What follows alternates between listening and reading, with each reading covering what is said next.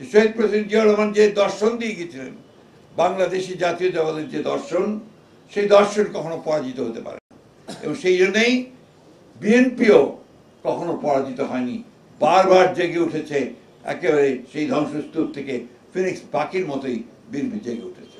আমরা সবাই জানি যে 1971 সালের সেই 25শে মার্চ, 26শে মার্চ, 25শে মার্চ যখন আপনার হানাদার বাহিনী, পাকিস্তান হানাদার বাহিনী ঝাঁপিয়ে পড়েছিল নিরস্ত্র জনগণের উপরে, তখন সাহসী সামরিক সেনানায়ক তিনি চট্টগ্রামের কালুরঘাট কেন্দ্র থেকে বাংলাদেশের স্বাধীনতার ঘোষণা দিয়েছিলেন, আই রিভল্ট এবং I declare independence of Bangladesh, এই কথা বলি।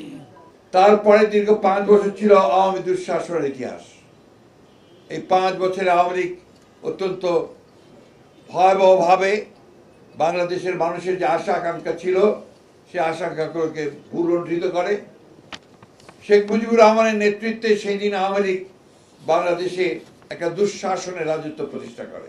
তৎকালীন অর্থনৈতিক সমিতির সভাপতি ডক্টর মুজাহিরুল ইসলাম, তিনি শেখ মুজিবের সামনেই অর্থনৈতিক সমিতির যে আলোচনা সভা ছিল টিএসসিতে, সেখানে তিনি বলেছিলেন বাংলাদেশের অর্থনীতি তীব্র গতিতে রসাতলে যাচ্ছে।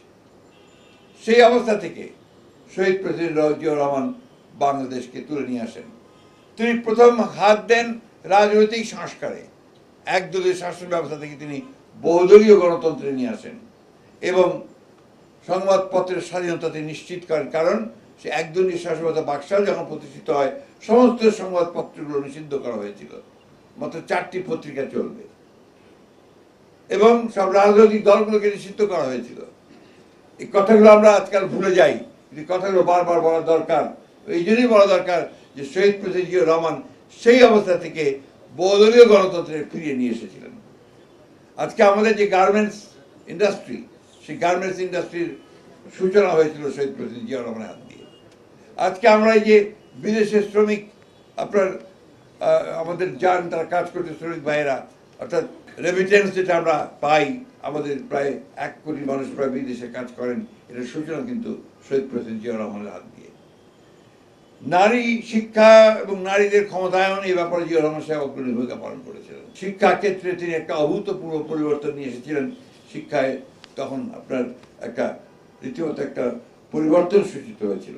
কৃষিতে বিপ্লব সূচনা হয়েছিল আপনার খাল খনন কর্মসূচির মধ্য দিয়ে, উচ্চ ফলনশীল বীজের আমদানি দিয়ে এবং সার ব্যবস্থাপনাকে তিনি কৃষকদের কাছে গ্রহণযোগ্য করেছিলেন।